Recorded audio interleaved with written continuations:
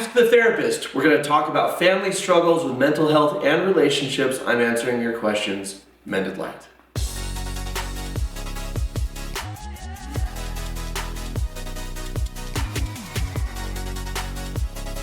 All right, let's dive right in. How to cope with a situation when your dear person, like close family, neglects themselves, and by doing so, they break the family apart, but you still want them in your life. Like the person being severely sick or addicted refuses treatment, but there's no legal way to send them there involuntarily. Yeah, it's hard when people you care about make decisions that are hurting them, and out of respect for free will and autonomy, you can't make them stop. What I would say about that is recognize your role and draw boundaries. And what I mean by that is, how can you be supportive while not getting sucked into the whirlpool of the choices that they're making? Because if you're consumed with grief, you might just check out. If they're neglecting themselves, I think the best thing you can do as a loved one is just repeat the message. You're worth taking care of. You're worth taking care of yourself. You're worth making the changes. I love you and I want to have you around for a long time. And I'm willing to support you and I'm willing to help you. And just repeat it over and over and over again. A lot of times people who neglect themselves or who are stuck in damaging patterns, it's because they believe that they don't deserve better. And they believe that they are broken. They believe that they are worthless. And they will have a hard time letting it in no matter how many times you say it. But that is what you can do, because sooner or later they just might get the message. Offer to help drive them to therapy, offer to help drive them to treatment, and let them know that if they don't ever choose to look after themselves, you're always going to love them, but that you want to be there for them. And then embrace that that's what you can do. How to deal when your adult child tells you something traumatic that happened when they were young, but you didn't know, and now they're dealing with depression without feeling you failed as a parent. I would say it's important to recognize that all you can do is all you can do. And that's all you can do. And what I mean by that is, you didn't know at the time that this was happening. I'm assuming it's some sort of abuse. And if you look back now and wish that you had been more attentive, or you had looked for the red flags more, or something came up and you didn't address it or you didn't treat it seriously, the only thing you can do is learn the lesson. That's the thing about guilt. Guilt serves a purpose when it's about something that we chose that we can change. And then once we change it, we need to release the guilt because it served its purpose.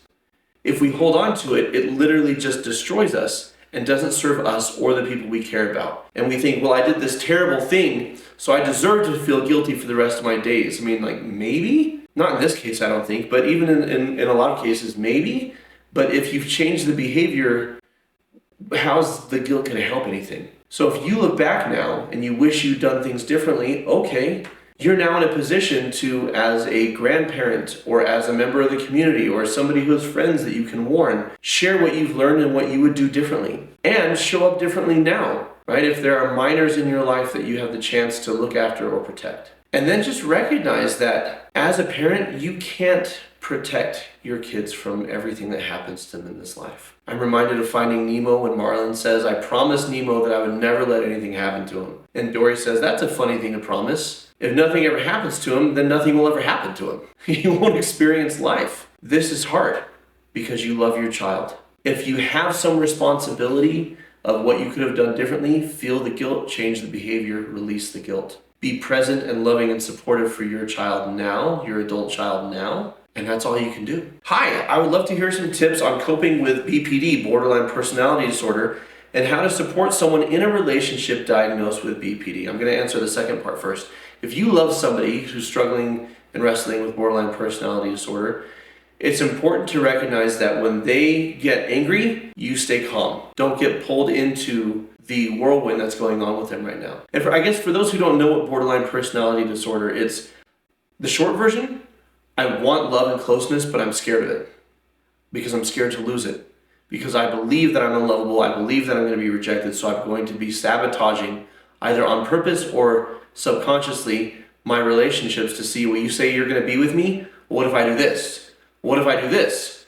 And then when people inevitably leave, they say, see, I knew it, I'm unlovable. There's constant boundary testing, there's depression, there's rage, and there's a fear, an intense fear of abandonment. And this usually comes from childhood trauma, loss, or abandonment. So how do you support someone who's struggling with that? The same way you support anybody that you love who's struggling with a mental health or a personality disorder issue. They need professional help. It is not your role to help them psychologically. If I'm walking with somebody across the street and I stop to pick up a penny and they keep walking and they get hit by a car, I can be loving, I can be supportive, I can be present. That's my role. But they need an ambulance, they need a paramedic, and they need a surgeon. And I'm not gonna sit there in the middle of the intersection and try and operate on them.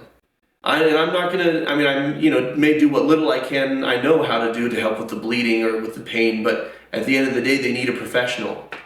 So why would the brain be any different? So when they treat you, if they treat you as the solution, because with borderline personality disorder, the people they love are either on a pedestal or in the garbage. You're an angel or you're the devil. When they swing back and forth, don't get sucked into chasing the high of them loving you and thinking you're the best, because that gives them power and leverage to get you to do all sorts of things that you may not be comfortable doing, and to get them to be reliant on you when what they need to be is getting support from a professional. So give them love, give them support, give them encouragement, create boundaries, hold firm even if they pressure you, stay calm and cool when they get angry, and recognize that their swings have everything to do with what they're wrestling with and not with whatever hurtful words they're saying to you. And if someone is wrestling with borderline personality disorder, I would say the biggest thing to recognize is that you are lovable, that you do deserve connection. Your belief that you are pathetic, your belief that you are a loser, your belief that you are a monster is not based on fact. It's based on perception, and it's based on feedback that you've gotten from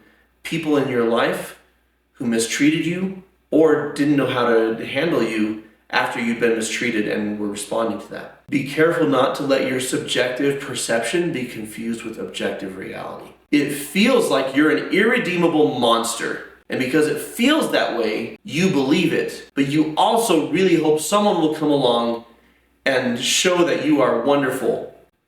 The problem is, somebody told you you're an irredeemable monster, you're hoping someone else will fix it, instead of you fixing it and working on your self-worth and self-compassion. And I would highly recommend working with a professional on that. And here at Mended Light, that's something that we work with. How to help my shy preteen daughter make friends without being a pushy mom. Yes, she did tell me that she is struggling with making friends at middle school / 6th grade. Only one friend from 5th grade in her classes this year.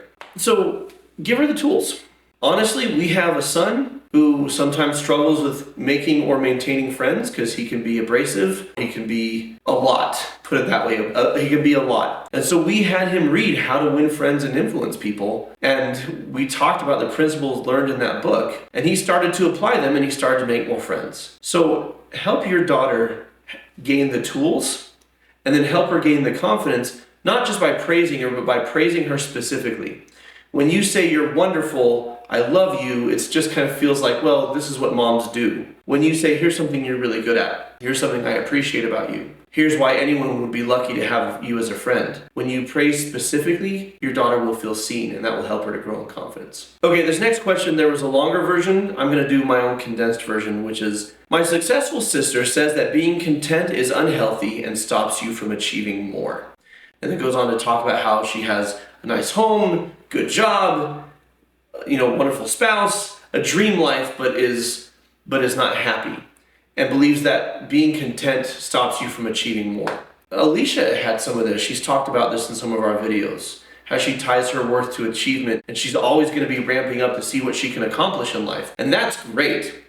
But something I heard one time that I really believe in is we can be content without being satisfied. We can be happy without being satisfied. The belief that if you are happy, that you will just fall into idleness and rest on your laurels and won't pursue the next thing is a false dichotomy. It's a false belief. In fact, this is something I've worked with Alicia on, is she'll work really hard to accomplish some great thing, and then she'll finish it and she's like, okay, on to the next thing. And I'm like, whoa, why did you work to accomplish that if you weren't going to let it sink in and bring you contentment? Sit with it and celebrate it. What I would say to your sister is you can be happy without being satisfied. She believes she can't. But the issue with that is because she's never satisfied, she's never happy. And based on the longer description you said, she's always miserable because of this belief. So I would ask her, is this belief serving you? Is it leading to a happy life? Is it working? And then share with her that you can be happy without being satisfied. That you can look at your life and be grateful for what you have and content and recognize that you're blessed or privileged or however you want to phrase it. And that doesn't need to quench the desire for more. But the desire for more doesn't need to come from a place of dissatisfaction to exist. The desire for more can come from, isn't this great? Let's see how far I can push it. How do you place firm boundaries with a parent with an anxious attachment style?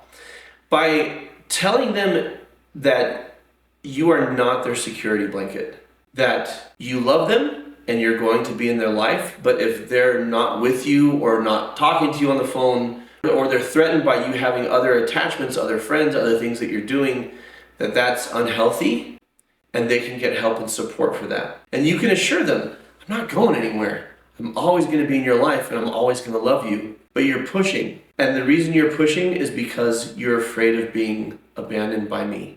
And you need to find other things to fill your life, other connections to contribute to your meaning and to your sense of self-worth. I'm drawing a boundary, I'm holding the boundary, but with that boundary, I still am present and I still love you and we're still going to be in each other's lives. An estranged but beloved abusive parent dies. How do you navigate the grief of guilt? The thing that comes to mind, y'all ever watch Ted Lasso? There's this great bit in Ted Lasso where his mom comes to visit him in England and, his father had died by suicide and he loves his mom and he's so grateful for all these things that she's done. But he's making space for the truth and the reality that my mom was beloved and did what she knew how, and also she did a lot of harm to me in withdrawing and not being there for me and being critical and a number of other things. And it's not she's a bad mom or she's a good mom. He makes space that she did the best she could and also she hurt me. And he has this conversation with her where he says, thank you for, and he says something that he wants to express gratitude for. And then he says, and you for, and then he tells her something, the way that she hurt him. And it goes back and forth. Your dad's gone. If I were you, I'd get in the car, I'd go for a drive.